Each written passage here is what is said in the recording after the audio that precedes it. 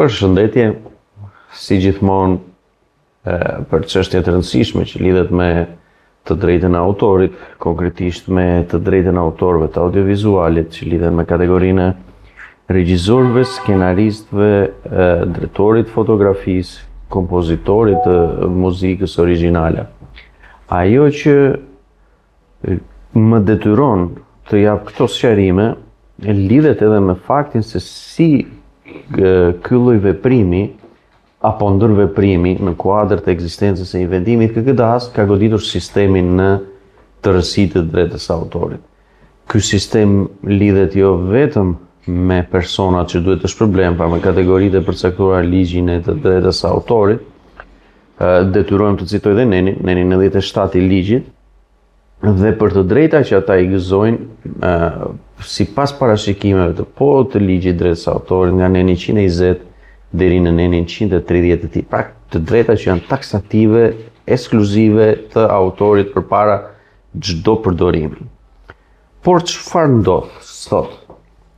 Me ekzistencën e një vendimi të Këshillit Kombëtar të drejtës së autorit, që ne kemi përmendur shumë shpesh, ndodh që këto të drejta janë lënë pa shpërblim. Në çfarë kuptimi pa shpërblim? Ligji i të drejtës së autorit ka krijuar sportelin unik për administrimin e të drejtës së autorit, pra një sportel one stop shop i quajtur SUADA, i vetmi që ka të drejtën të mbledh të ardhura nga e drejta e autorit, dhe nga të drejtat e lidhura. Por duke qenë se ne na intereson e drejta autoriale, nuk do merrem shumë me pjesën e të drejtave të lidhura, por në parim funksionon njësoj, pra shpërblimi i tyre nga sporteli unik SUADA. Çfarë ndodh? Në kushtet e një keq interpretimi të SUADA-s në raport me të ardhurat e mbledhura për kategorinë e subjekteve pagues, rezultonte se 73% e të ardhurave që SUADA kishte mbledhur në kohë përpara se të dilte vendimi i KKDA-s ishin nga operatorët përdorues të audiovizualit, që do të thotë televizione, do të thotë OTT, IPTV dhe ritransmetues kablor. Për të gjithë ju që ndoshta nuk jeni teknik, OTT, IPTV, VOD përdorin dhe transmetojnë drejt për drejt filma, programe, dokumentar, seri të animuara. Gjë e cila, bazuar në licencën që ka Agjencia Audiovizualit sot, FAD, përfaqëson ekskluzivisht autorët e audiovizualit dhe këto të ardhura SUADA, sipas llogarive dhe raportit të shpërndarjes, duhet të depozitonte një pjesë të konsiderueshme të kësaj vlere te FAD-ja, pra Agjencia Audiovizualit. Por çfarë ndodhi? Shumë agjenci patët, një nga agjencitë e autorëve pati pretendime për këtë shumë, ne u detyruam disa herë që ta zgjidhnim këtë me mirë kuptime, thoshim një agjenci e cila nuk e ka shprehimisht në licencë të drejtën audiovizualit, siç është në rastin konkret Agjencia Alba Autor, ku thuhet një agjenci e licencuar për vepra letrare, artistike, shkencore, përjashtuar ose përveçse audiovizualin. Pra në mënyrë kategorike i shequr e drejta të mbledh apo të kërkoj për veprat audiovizuale në kuadër të ekzistencës së nenin 97. Çfarë ndodhi? Pretendimi i saj, bllokim i sistemit të shpërndarjes dhe u detyruam në mungesë të një zgjidhje të drejtoheshim Këshillit Kombëtar të drejtës së autorit.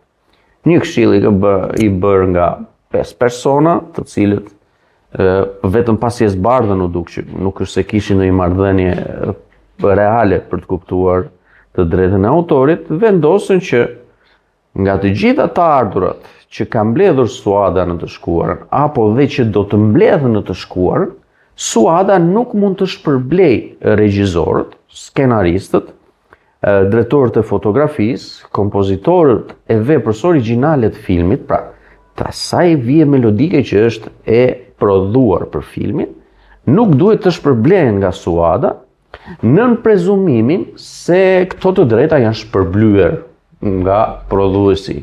Pra, një argument i cili nëse do të ishte real, do të bënte që as kompozitori i muzikës nuk duhet merrte të ardhurat, sepse ky i ka shpërblyer të drejtat nga prodhuesi, pra prodhuesi i veprës muzikore e ka paguar kompozitorin e tekstshkruesin dhe përjedhoi edhe kjo është paguar një herë. E njëjta gjë do të ndodhte edhe për këngëtarin apo aktorin, pra kur prodhuesi pas ka paguar regjisorin, skenaristin, do të thotë që ka paguar të gjitha elementet e tjera. Pra rrjedhimisht Suada nuk do duhet të shpërblente këtë gjë. Pra kjo është ajo që ka nxjerrë në thelb vendimi i KKDA-s. Por çfarë bën më, le të themi, tragjikomedike këtë skenë dhe këtë pjesë? Që Suada vazhdon të mbledh, ose Suada kërkon të mbledh. Madje ju drejtohet televizioneve me shuma maramëndse. Pra televizioneve të cilat kanë një licencë prodhim, transmetim, VOD, audiovizuali. Pra, në koncept audiovizuali, ndoshta për Suadën, ndoshta për KKDA-n, por dhe për tjerë që nuk e kuptojnë, është ndërveprimi i muzikës me videon, por kur rrjedhimisht ka regjisor dhe skenarist në të. Kurse muzika audio do të thotë kur ka kompozitor tekstshkrues. Pra nuk ka një regjisor, ka aranxhues. Pra ky është diferenca ndërmjet pjesës së audiovizualit dhe muzikës, e shpjeguar sipas nocioneve të ligjit drejtës autorit, sepse sot mund dalin shumë versione dhe të shpjegohet jo po shiko se ekziston kjo pjesë. Por në kuptim ligjit drejtës autorit kjo është e pa negociueshme për të bërë këtë diferencë. Çfarë ndodh sot? Me shkresat dhe me kërkesat që Suada ju bën këtyre televizioneve, ju kërkon që të mbledh të ardhura për regjisor, skenarist, sepse në asnjë autorizim nuk përjashtohet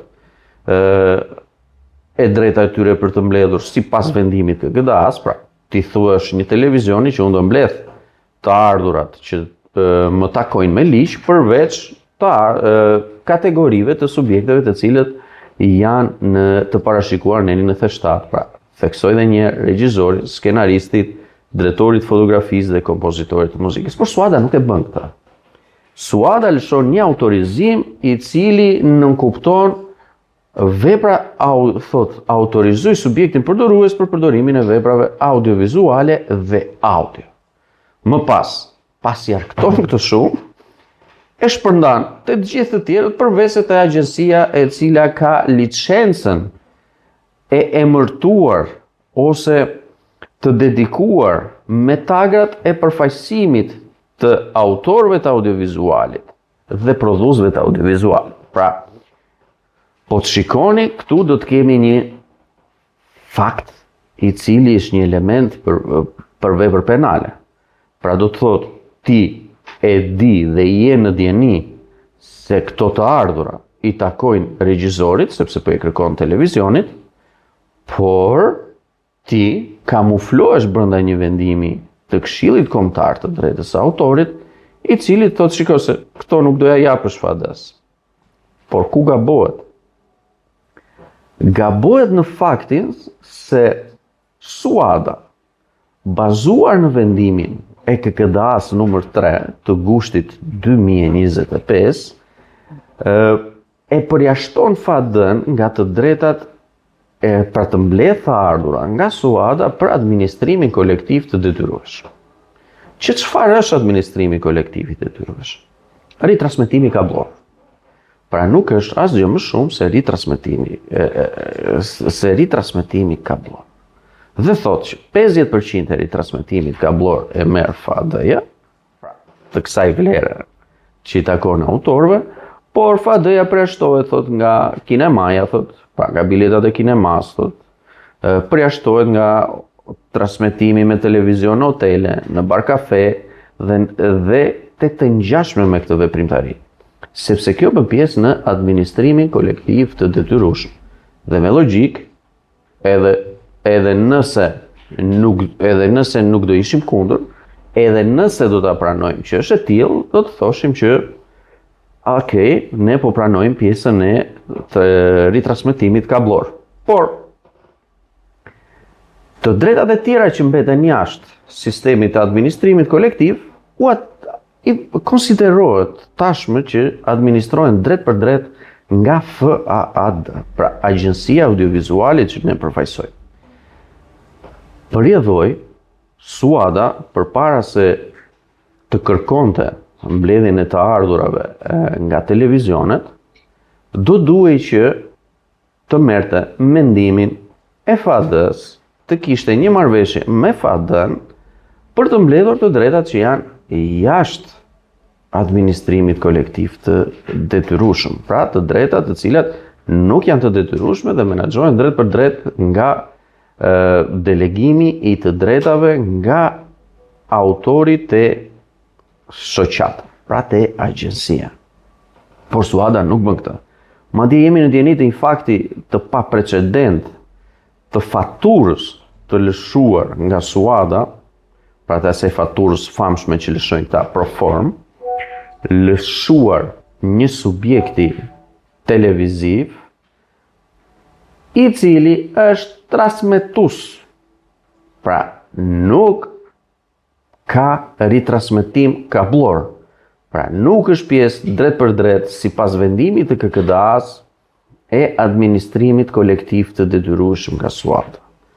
Përjedhoi, SUADA nuk duhej në asnjë moment të lëshonte këtë lloj proforme, pra quajtur proforme në termen financiar, pa djenin apo pa një marrëveshje me FAAD, pasi nuk mund të konsiderohet se ti do të mbledhësh të ardhura, të cilat nuk janë pjesë e administrimit kolektiv të detyrueshëm, por këto të ardhura ti pasi i mbledh i shpërndan sipas vendimit të KKDA-s, pra sipas dëshirës tënde, sipas interesit tënd.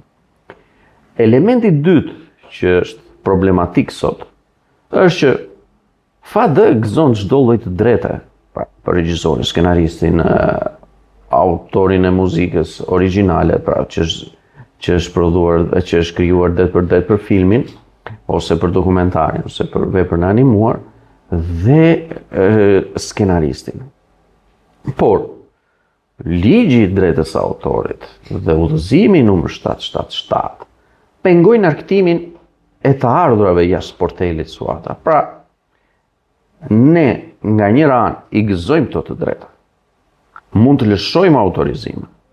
Pra mund të zgjidhim problemet e një televizioni ose një përdoruesi tjetër, por ne nuk mund të arktojmë të ardhura për këto sepse është ndaluar. Në analogji, do të themi që çfarë është SUADA? SUADA nuk është një agjenci. SUADA është në shërbim të agjencive.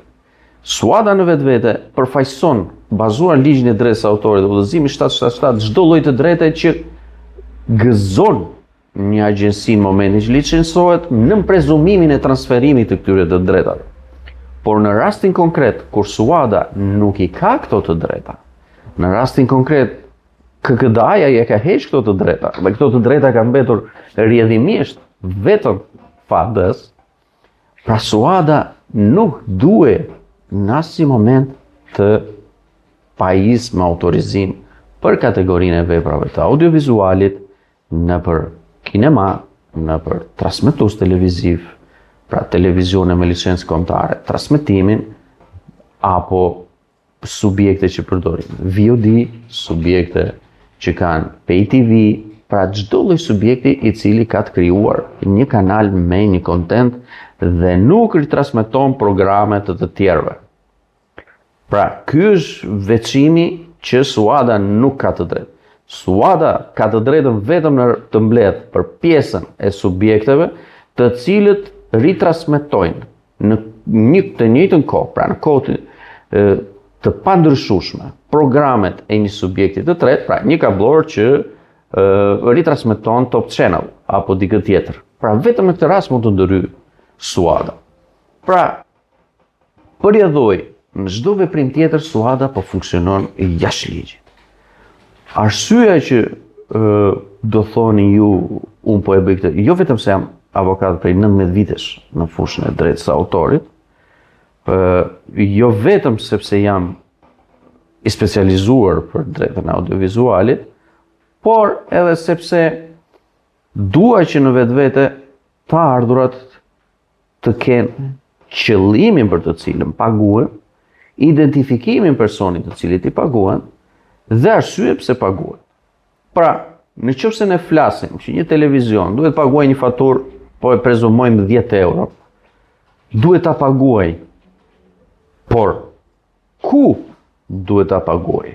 Pra, a mund ta paguaj te SUADA, kur këto të drejta shkojnë në një agjësi tjetër, dhe ky subjekt që ka paguar 10 euro nesër do të ndeshet me një paditë të regjisorit apo të skenaristit, për shkak se SUADA simbolon këto të drejta, por për SUADën, me sa duket, nuk ka rëndësi se çfarë mbledh, ku e mbledh, pse e mbledh.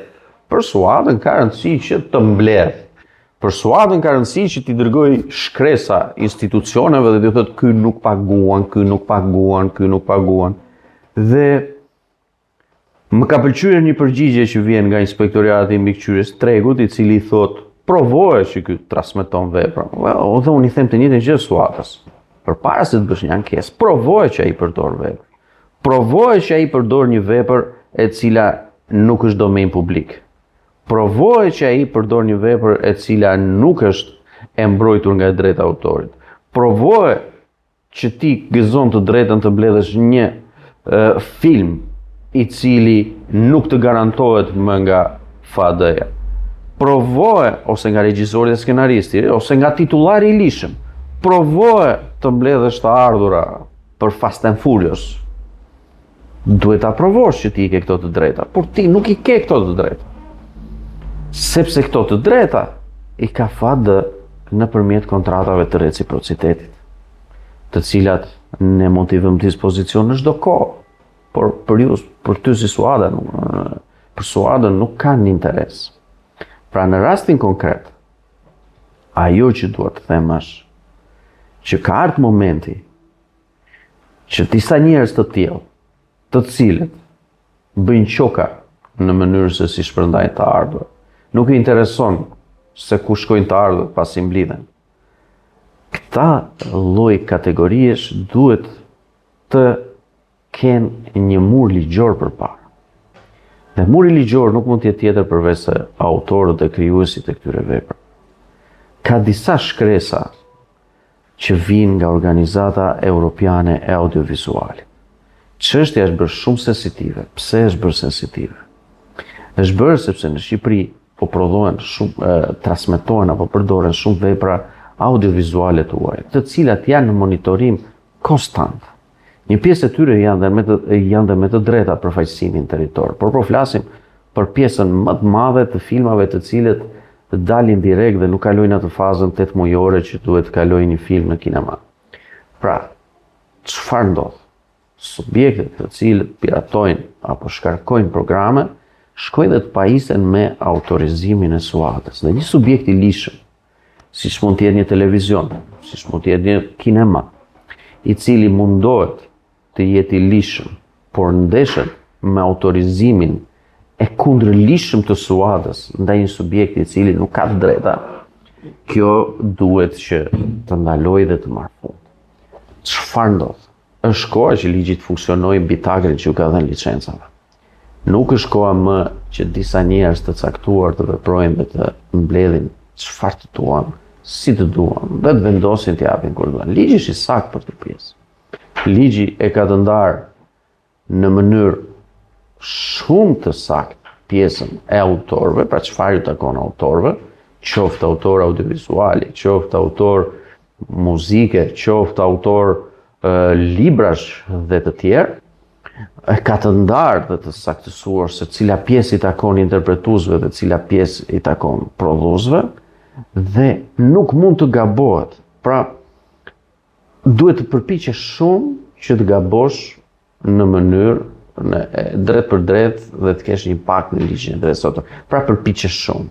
Që do të thotë, nëse unë kam të drejtat për një film të caktuar, pra për filmin X, unë normalisht nëse lëshoj kontratë, kjo kontratë do të përcaktoj titullin e filmit, pra që bëhet fjalë për titullin e filmit X, dhe këto të ardhura unë do ja dërgoj kompanisë e cila ka filmin X. Pra, këtu qëndron e gjithë situata. Gjë që nuk funksionon me SUADA. Sepse SUADA mjafton të lëshoj një autorizim, mjafton të kërkoj mbledhjen e të ardhurave, mjafton të ushtrojë presionin e saj në instanca shtetërore, të cilët sot për sot nuk po arrin ta kuptojnë se çfarë kërkon Suada, domethënë deri në atë pikë është bërë rëmuja.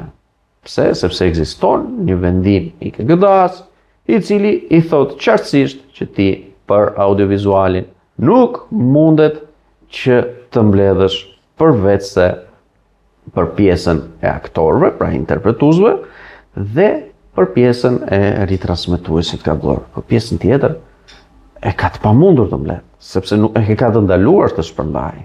Pra, nëse edhe një televizion paguan te sporteli unik sipas ligjit te Suada, ky televizion, nëse Suada nuk i ka dhënë një autorizim ku të përcaktohet shprehmisht se me këtë autorizim i mbulohen dhe të drejtat për kategorinë e subjekteve të neni 97 dhe për të drejta që përcaktohen nga neni 120, neni 130, ose sipas mënyrës së veprimtarisë që ka ky subjekt përdorues, subjekti përdorues do të mbetet në fazën e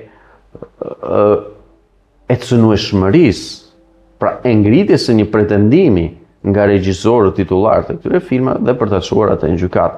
Pra ne po mundohemi të mbrojmë një sistem në thelb.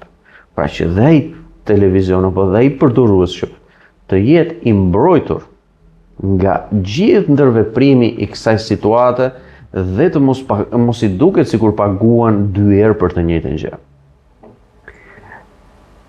Problemi numër 3 është vendimet vendimet që ka marrë KKD-ja po ngushtë të 2025.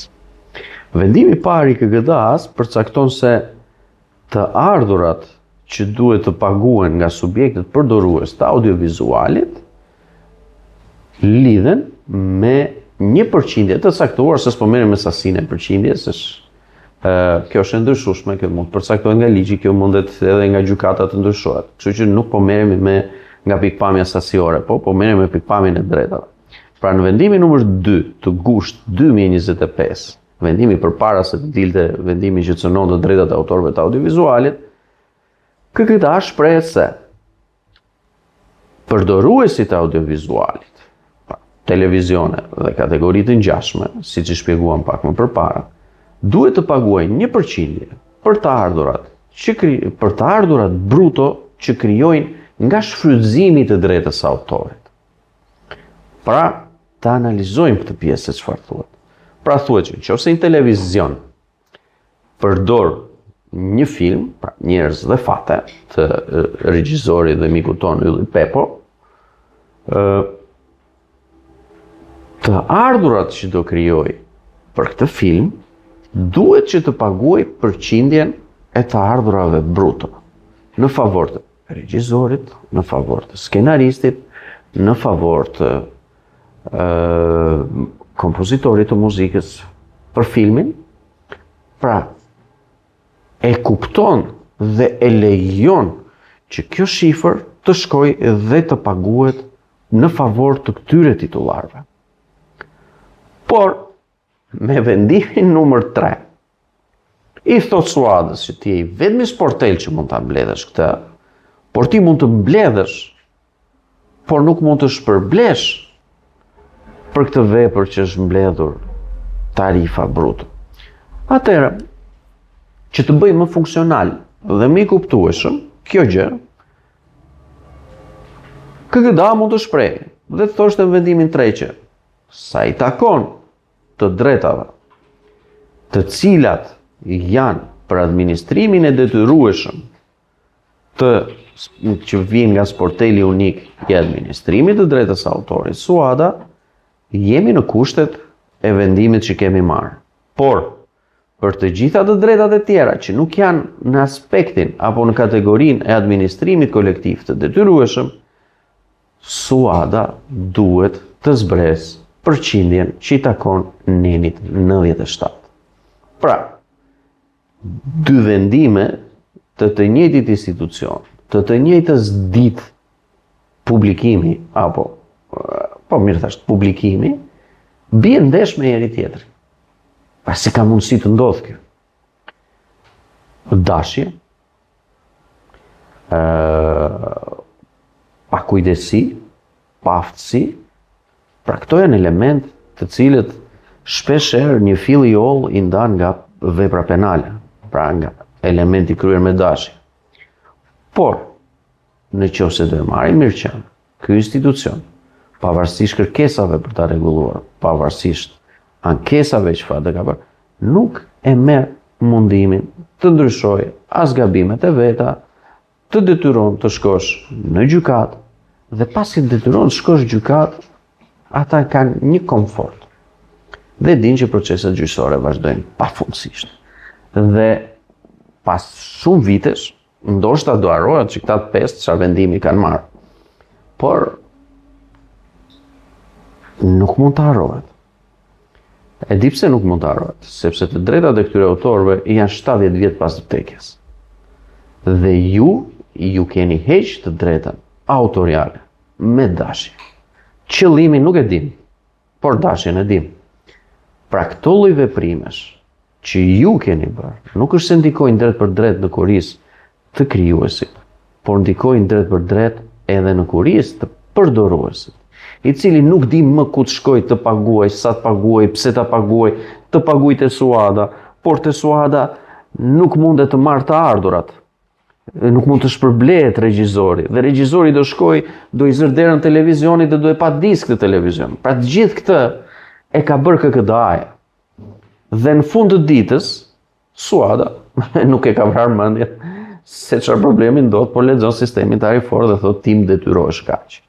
Por mos harroni, detyroheni të paguani si televizion. Vërtet institucioni vetëm i ngarkuar me ligj deri në këtë moment për të mbledhur të ardhurat. Ndoshta nesër do edhe FAD-ja, mund mbledh të ardhura vetë. Por sot për sot mbledh vetëm Suada. Por nga televizionet, nga kinemat, dhe nga dhomat e hoteleve, apo çdo subjekt tjetër që përdor vepra audiovizive, duhet në mënyrë taksative të shënohet neni 97. Në qoftë se ju nuk e gjeni të shënuar në autorizim neni 97, do të thotë që ju keni paguar për të drejtat e lidhura dhe për muzikën audio. Kështu që bëni kujdes, paguani për atë që duhet të paguani. Mblidheni Suadën, edhe ju shoqata konsumatorësh nëse ekzistoni, pra shoqata hotelierëve, shoqata kablorëve, dhe televizioneve lokale, apo çdo shoqat tjetër që mund të përfaqësojë grup interesi, vëreni përpara detyrimit Suada që t'ju garantoj këtë të drejtë, sepse kjo autori i veprës audiovizuale në 97 nuk është i përjashtuar nga e drejta. Dhe pagesa juaj te Suada nuk do ju njoh mbulimin e kësaj të drejte dhe përpasoj ju mund të gjendeni në kushtet e padisë penale ose civile. Pra ky është një njoftim që ne si FAD jemi të detyruar ta bëjmë, që dhe ju të jeni si përdorues, të jeni të qartë në atë që bëni. Ndoshta do ndërgjegjësohet dhe Suada, përdesë s'është ndërgjegjësuar që nga gushti 2025 nuk ka shpresë për ta, por ndoshta edhe organet e ministrisë do kuptojnë që të mbledhësh të drejtat e autorit lidhet me tagrin që ka licenca, jo me prezumimin e tagrit. Pra këtu jemi përpara disa licencës. Licenca e FAD-s, autorët e 97, regjizor, skenarist, të cilët krijojnë veprën audiovizuale, por dhe prodhuesit e audiovizuale, të cilët prodhojnë veprën audiovizuale, të cilët sot nuk mbledhin dot të ardhura për shkak se agjencitë e muzikës, të prezumuara sepse në tagrin e licencës nuk është shënuar muzika. Pra duhet jemi të qartë, pra kemi të bëjmë me një agjenci që është e licencuar për vepra letrare artistike shkencore dhe nuk thot muzikore. Dhe ka në mënyrë ndaluese dhe shprehimisht përjashtuese veprën audiovizuale. Pra agjencia e veprave letrare artistike dhe shkencore nuk mund të kërkojë shpërblim te veprat të cilat kanë një regjizor dhe një skenarist. Pra këto janë dy tagra licencas, të cilat ministria duhet që të ndërhyjë dhe të ndaloj në gjykat, në mund të shkojnë pafundësisht, në gjykat në mund të rrim pafundësisht. Por rikujtoj se shumë autor dhe regjizor famshëm kanë ndruar jetë. E filloj me Vladimir Priftin, vazhdoj me Satibron, vazhdojmë me Dimitraj Anagnostin, vazhdojmë me Piro Milkanin dhe sa të tjerë duhet të ndrojnë jetë për të marrë të drejtën e autorit, ose për të përfituar të drejtën e autorit. Sa regjizorëve të rinj sot, do i themi që shiko puno për drejtën e autorit, puno se do kesh të ardhur. Kur ai ka parë shembullin e këtyre personave që kanë ndruar jetë, që nuk po marrin të drejtën e autorit. Duhet dim një gjë se shumë merë shoh disa komente ku thuhet që shiko se këta kanë marrë rroga. Të paguash nuk do thotë se je paguar për drejtën e autorit. Pra janë dy koncepte të ndryshme. Rroga është pjesë e punës që ti kryen, punës përditshme, dhe drejta e autorit lidhet me atë vepër e cila përdoret dhe gjeneron të ardhurën. Pra, lutem edhe një herë të mos gabojmë në këto dy perceptime, sepse ndryshe nuk do kishim as regjisor, Martin Scorsese apo tjerë që do krijonin në film. Kështu që besoj dhe shpresoj që kjo video që u detyrova sot të publikoj për ju, të jetë sado pak sensibilizuese dhe ju të kuptoni atë që po ndodh. Ju të kuptoni për çfarë duhet të paguani dhe ju duhet të kuptoni se për çfarë ne po luftojmë. Pra kjo është arsyeja që ne po e ngrem zërin tonë. E drejta e autorit është vetëm pronë e autorit deri në momentin që ky e transferon me kontratë. Lutem, për çdo pyetje jemi të gatshëm për të dhënë informacionin tonë. Faleminderit.